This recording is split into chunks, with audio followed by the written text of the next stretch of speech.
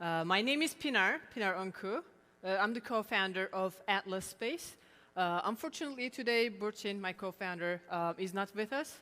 He's a little bit sick, so he couldn't participate, so I'll be with you. Let me briefly, first of all, before skipping to business part, how we ended up this part, briefly explain what we did to come to this point. Burçin is an architect. I'm an urban planner. We have got a team of 60 people. Half of them are architects. So basically, we come from architecture background. We are now designing the limitless business worlds, but our journey started like 17 years ago. We were designing spaces for all of these companies. Some of them were hospitals, some of them were amusement parks, financial centers, offices, residential areas. All of them needed spaces, and they had a purpose in that space. Their purpose was living there, conducting their business, living their life, but they had these, like motions, interactions, what they see, what they perceive. So our practice was always with the physical environment. In time, to have a better communication with our customers, we started using virtual reality to show them what their facility will look like when we build it. Because, it's all just sand and dust in the beginning. There's nothing. And the architectural projects are so costly. If you want to change your mind, it's not like changing your mind about buying a cell phone or something. So virtual reality worked really well. It makes people imagine, don't imagine, feel, be in it, see better, understand better. So it's a perfect communication method. In time, we started serving to enterprises because we were doing virtual reality so good as architects, so that we started getting demand from enterprises. This is how we started our journey with them. They all had needs. Some of them needed education, training. Some of them needed some excitement in their life. Some of them needed to show what they have. So in the time we were developing these technologies to enterprises, we realized this endless world. In immersive spaces, we have no gravity limits. We have no restrictions of material science. We have no restrictions of any permissions, any borders, nothing. So it's all ours. It's like a whole blank canvas. So we realized we can design actually very cool places, spaces, for the needs of our enterprises. So right now what we do is called Metaverse as a Service. So Metaverse as a Service is basically targeting the enterprises, solve their needs for their collaboration reasons, business purposes, their investment chains, or use some opportunities of blockchain in their commercial life, in their company business cycles. So everybody's questioning now, what is going to happen? Is it just like a fog, or is it something real? Is this going to stay or go? There are a lot of research companies. These are the minimal numbers on the slides. There are much higher guesses or projections over some of the values here. By 2030, it's predicted that the metaverse market will be $5 trillion globally. Some even say $13 trillion. This is an enormous number. And it's going to grow enormously. Like the CAGR will be like 45%. 45%. I mean, it's easy to say, but when you put it on the table, it's like, wow. So right now we're questioning if those headsets are comfortable. Are we going to use it? They are tiring us, but 5 billion people will be the users of AR, VR, and those metaverse technologies. So until this point, there happened some of the actions of some major brands we have seen. A lot of brands try to do a space, buy a land, build something, have some interaction on it. So far, majorly, what they did was product showcasing, NFT sales and making some profit over it, and conducting some events, and preparing some spaces to target these three elements. What we do is, in the meantime, while companies are trying to do it, for them, as Atlas Space, we are evaluating them at the first glance, because we believe each company is unique on their own way. They have different products, services, they solve different problems, their concern is different, their values are different, their geographies, everything is different. So their DNA is completely different. None of them are identical. So in such case, we cannot offer them the same thing at the same time all the time. So we're scanning the DNA of the company first, and we're finding what is essential for them and finding the most profitable and useful, sustainable metaverse solutions for them. So here's how it looks. I'll leave you with the video.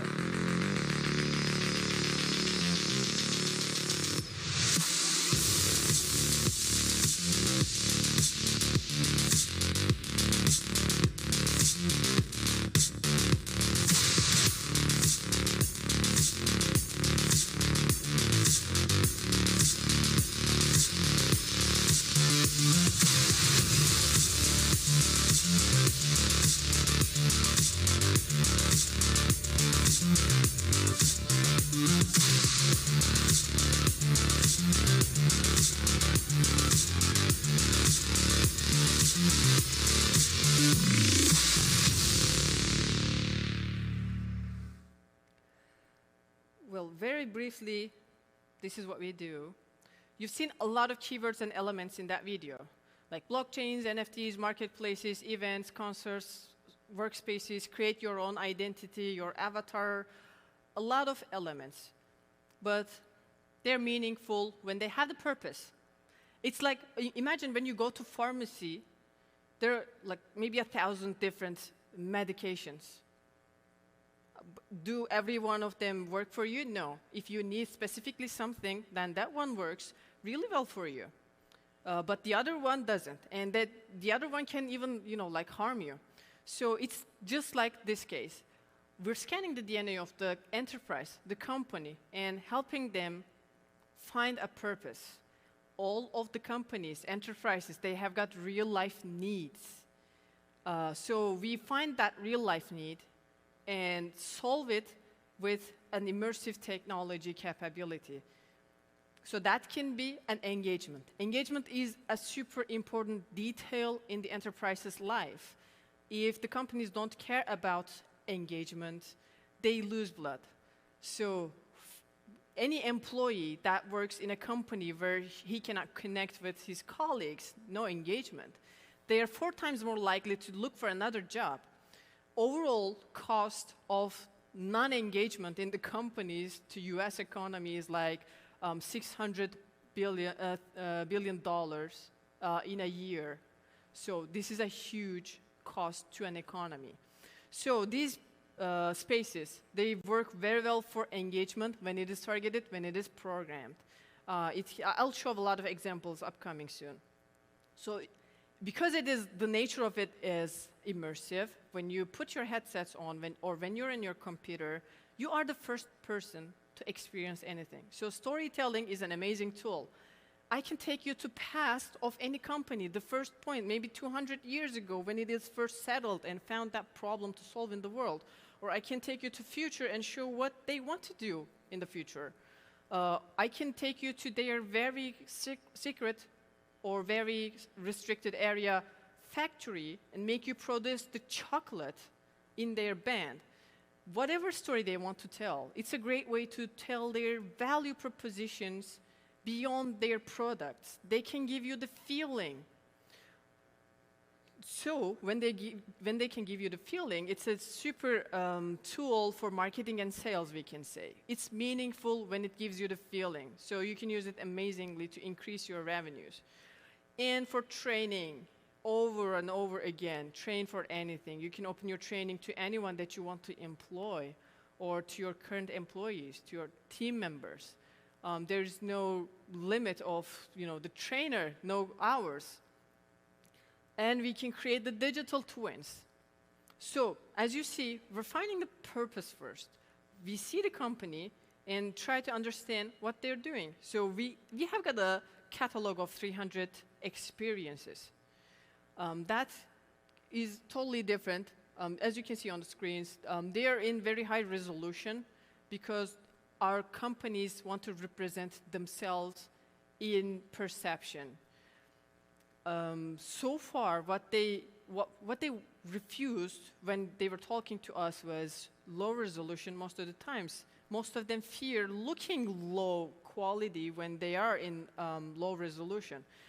So in a higher spaces, these are all designed by our architects, by the way, in the team. This is why we keep on living with them. So I'll show some examples on the spaces. First of all, offices and co-working, that comes to the mind of a business when we say metaverse at the first time. We can create these collaborative spaces. Yes, it is still not replaceable for video calls, but because the purpose is different. In video calls, you have no need for space for, like, I want to talk to him, she wants to talk to her. So in a spatial capabilities, we can divide into groups, or we can avoid distracting other people while we conduct some need. So in the office and co-working part, while we increase the accessibility and reduce the distraction, it also gives the people the feeling of belonging to a community. Back then, okay, imagine, this is a very cool example. Everybody knows Google's campuses. They're like amusement parks for most of the people.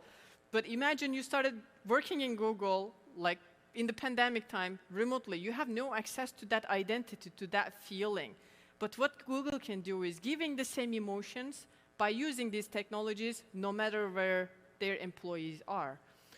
So we have got open air gatherings. This is a computer screen, but what it does is extending your perception. Instead of looking at a web page, a photograph, or a text, you have got the depth, and it can be open air. We're stuck into office spaces or houses, but mostly indoor spaces, but our nature really loves the feeling of fresh air. So this is what we can do. A bank example we have. Right now, the technology is at the very first steps. But for a bank, what we did is we created an environment where, at the first glance, any person can understand what's happening in these service lines. In a website of a bank, I don't know how many of you just went to a website of a bank to get an information during the last 10 years. We don't want to read that text anymore. We're visual-based people from now on because we're using the social media, we're watching. Instead of reading, if we find the YouTube video, we can go over it to learn something. So we're visuals. What we did for a bank is visualizing their world. Now they are solving the regulations for making the ATM transactions exactly in their metaverse space. So it's all progress, step by step. But they started now, today, without fearing, without asking what's going to happen, because their purpose is simple. First, connect and tell what I'm doing to my customers. Second, help their life, make their life easier. So they're taking their steps, one step at a time. We're creating community spaces. It's a great way to connect with people. Any community. Imagine you have got a group of people. That can be a social group. That can be a business group. We have got, for example, a venture capital and the business angels groups called Pitch at the Beach. Maybe some of you are familiar with. They've got a community space. Their startups and VCs are from all over the world. But when they enter to a space, they have the perception. They feel the family, engagement. Mentors, investors, and startups, entrepreneurs, they can connect immediately at their space. They only schedule their time to meet. That's it. They know where they're going to be. Digital twins, at a time of hybrid or remote working times, to make people feel where they are working, what kind of values that place have. When they go to the physical space where they will walk, we create digital twins. So conferences.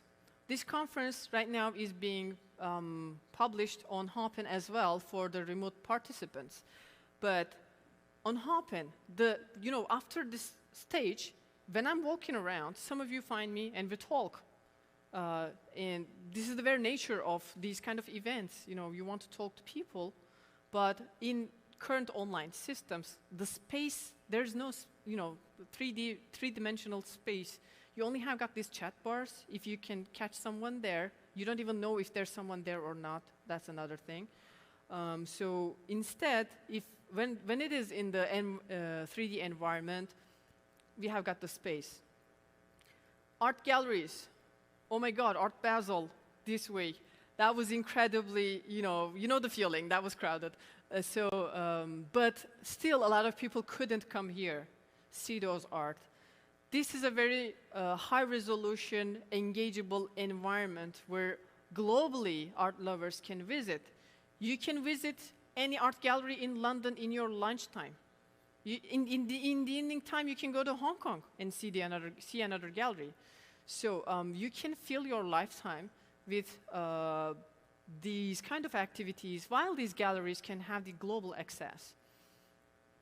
So conceptual experiences. As I said, I can take people to past, to future, to any fantasy space. I can take people over the clouds.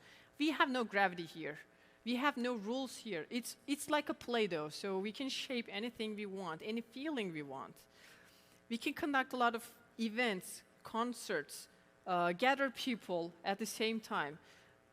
There's an example of a concert, a very successful event, while everybody's discussing if it's going to work or not. Travis Scott had a Fortnite concert. That took only 9 minutes. And he made a fortune out of it. In the meantime, he had a 56 steps real-life tour in 4 months' time. So the revenues per concert is like 20 times. So Metaverse concert made them earn 20 times more. Okay, it has got the preparement process as well, but physical concert also does. But when you organize it purposefully, when you know what you're doing, the impact can be enormous. Well-being, as we're captured by the real-life concerns and businesses, these places offer well-being as well. Have 10 minutes, make your meditation, relax, focus, leave your stress, and keep on. And beyond all, whatever possible is, you can create your own space, own room, own experience. I want that room. Here is the invitation link, just like creating a Zoom link. And send your friends and have them party there, have them meeting there. It's all yours. It's all for people. It's all for their purpose. So Metaverse. Metaverse is here, and it's not only transforming how we see the world, but how we participate in it. We really love this sentence of Mr. Satya Nadella. So we are the participants of it. And to participate, we don't only need VR. It works pretty well on computer screens, on your mobile screens, on your tablets. It's here, it's now. As long as we find the purpose, it is now, not tomorrow. It wasn't yesterday, it is now, and it's happening. If you want to feel like how it looks like, how you feel like in business environments, please visit our space. It works on your PC browsers. It's the atlas.space website. And thanks for listening to me. If you have any questions, please don't hesitate sending me an email, or if you can find me around, I can share my other contact information to you. Thank you very much for listening to me. Have a very nice evening. Thanks for being here.